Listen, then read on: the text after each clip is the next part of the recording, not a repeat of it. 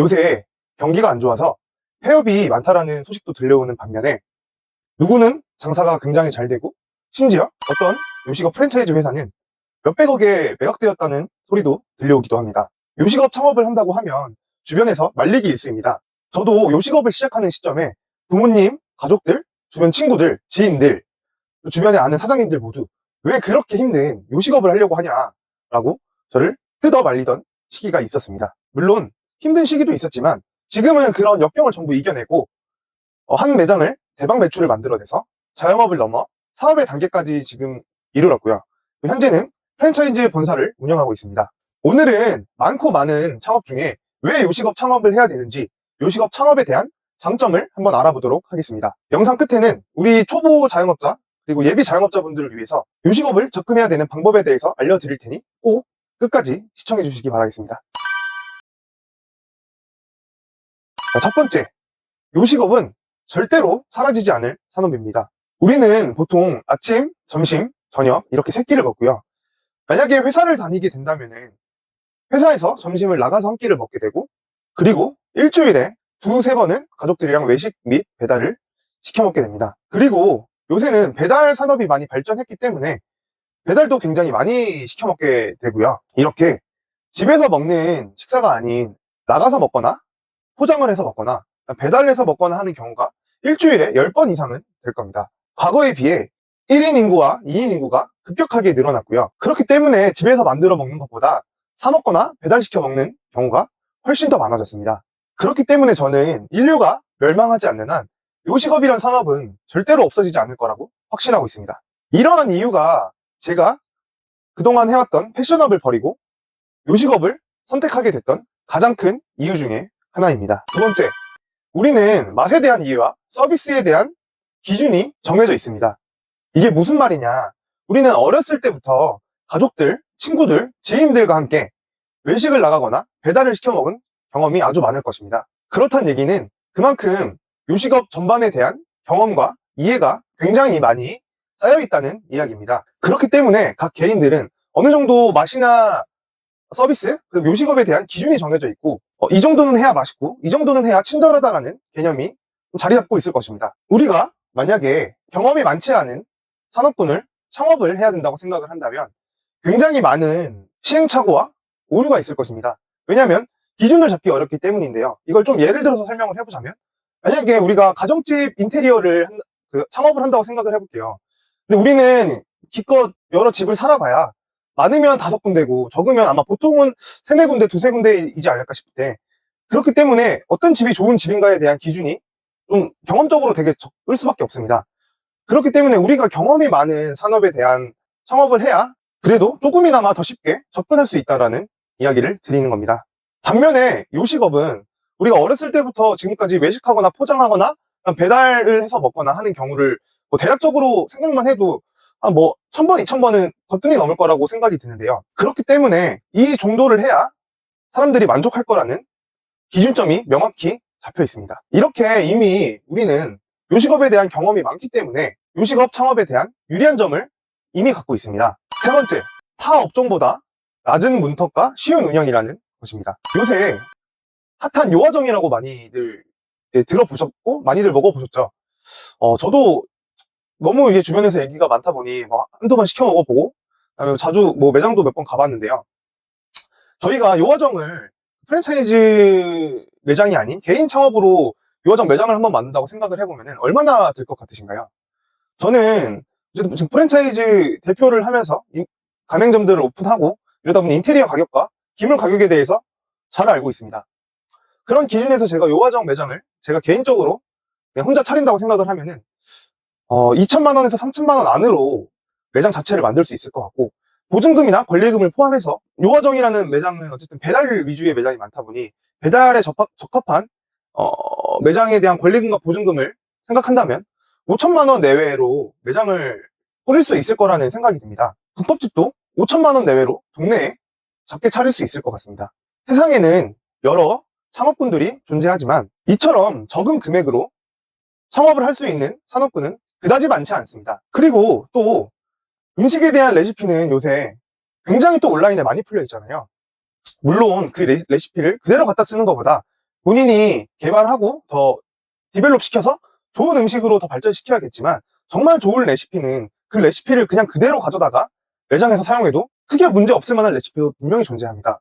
이미 좋은 레시피도 존재하고 낮은 문턱이기 때문에 요식업 사업은 정말 접근하기가 너무 좋은 아이템이고요. 제 경험을 조금 덧붙여서 말씀드리자면, 제 첫 창업은 브런치 카페였습니다.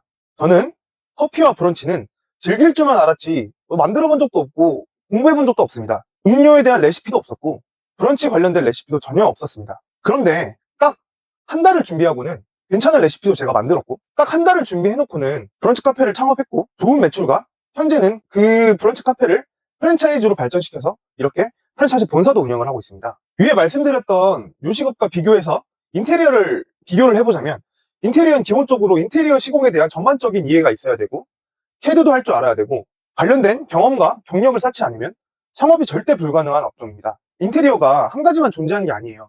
목공도 해야 되고, 전기도 해야 되고, 타일도 해야 되고, 뭐 조명도 해야 되고, 주방 관련된 공사는 또 별개고, 창문도 해야 되고, 유리도 해야 되고, 수십 가지의 공정들을 전부 경험하고 이해해야 되고, 그래야만 인테리어 창업이 가능합니다. 이렇게 요식업이란 업종은 적은 창업비와 대단한 기술이 없더라도 창업이 가능하고, 때에 따라서는 정말 엄청난 수익을 가져다 줄 수 있는 장점이 많은 업종입니다. 네 번째, 타 업종에 비해 충성심 높은 단골 고객을 만들기가 쉽다입니다. 저는 세상에서 가장 중요한 사업에 단 한 가지를 뽑으라고 하면 단골 고객과 재구매 고객이라고 단호하게 말씀드릴 수 있습니다. 세계적으로 유명한 아마존의 창업자인 제프 베조스도 이런 말을 했습니다. 고객 만족을 통해 재구매를 유도하고 단골 고객을 늘리는 것이 비즈니스의 제일 핵심이라고요. 이뿐만 아니라 사업에 관련된 어떤 책을 읽어봐도 재구매 고객에 대해서 강조하지 않은 책은 단 한 번도 저는 본 적이 없습니다. 요식업이란 업종은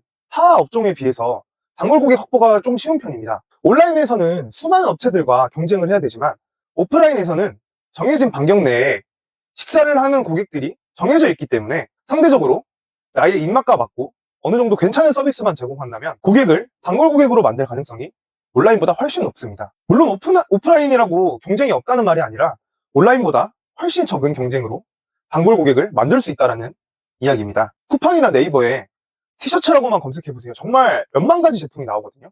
근데 저희가 요식업은 몇만 개 이상의 업체들과 경쟁하는 게 아니에요.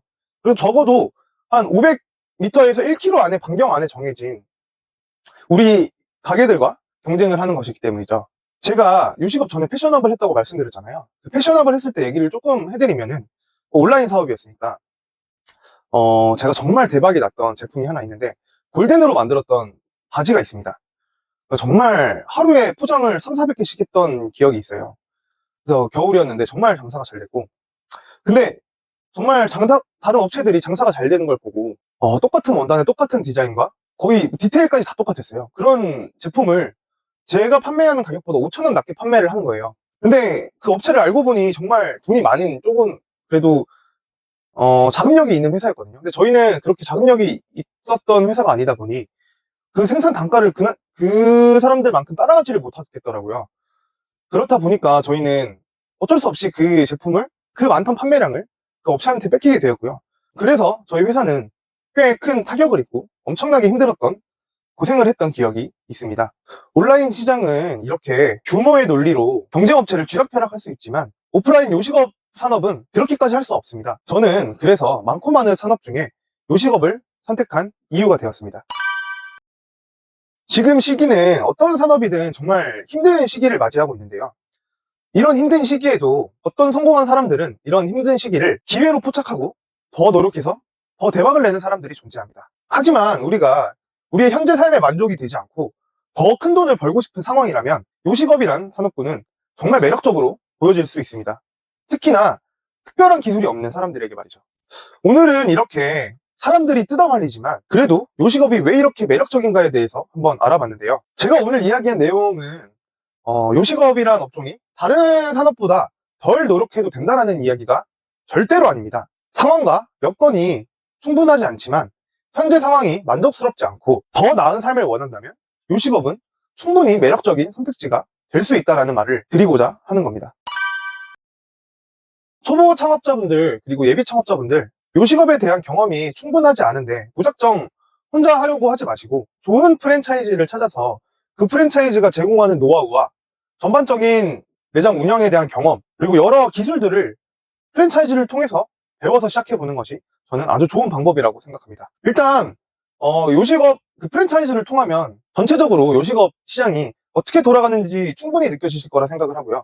개인 창업을 하는 것보단 리스크가 조금 낮다라는 장점이 존재합니다. 하지만 또 무턱대고 아무 브랜드만 선택하면 나중에 정말 후회할 수가 있거든요. 다음 편에서는 이런 분들을 위해서 좋은 프랜차이즈 고르는 방법에 대해서 이야기를 한번 해보도록 하겠습니다. 오늘도 영상 끝까지 봐주셔서 감사합니다.